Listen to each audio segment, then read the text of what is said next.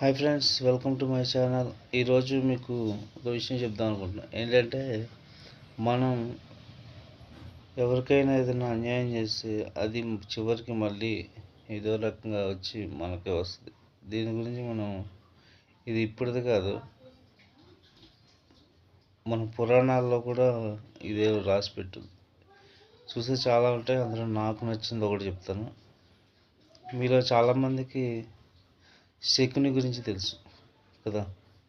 శకుని ఆయన వల్ల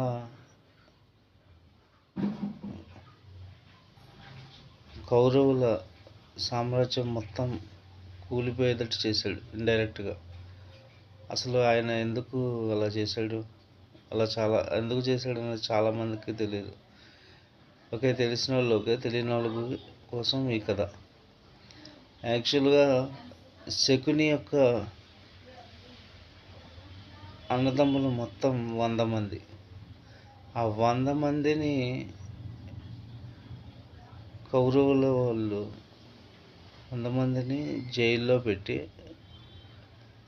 ఎందుకు, వీళ్ళు మేనమామే కదా, ఆ 100 మందిని జైల్లో పెట్టి ఆ 100 మందికి రోజుకి ఒక్కొక్క మెతుకు చొప్పున 100 మందికి ఒక్కొక్క మెతుకు, అలా 100 మెతుకులు ఇస్తే ఎలాగో చచ్చిపోతారు కదా. అందరూ కలిసి చచ్చిపోవడం ఎందుకులే అని ఆ అన్నదమ్ములు అందరూ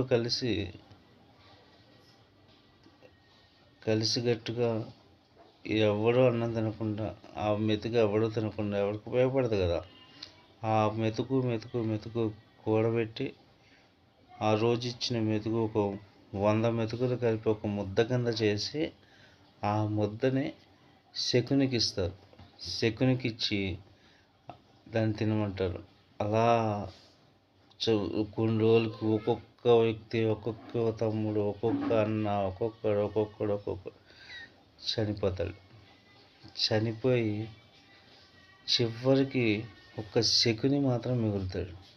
ఆ శకుని మిగిలిన తర్వాత ఆ శకుని బయటికి తీసుకొస్తారు.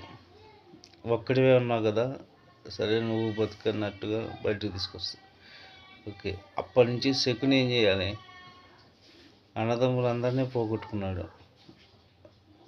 కౌరవుల యొక్క సామ్రాజ్యాన్ని కూల్చాలి.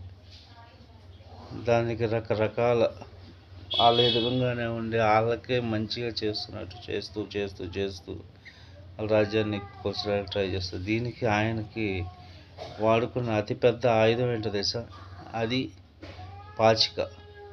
ఆ పాచిక, శకుని యొక్క పాచిక దేంతో తయారు చేసి ఉంటారు తెలుసా, శకుని యొక్క తండ్రి యొక్క వెన్నుపూస ఉంటుంది కదా, ఆ వెన్నుపూసతో తయారు చేయబడింది అది.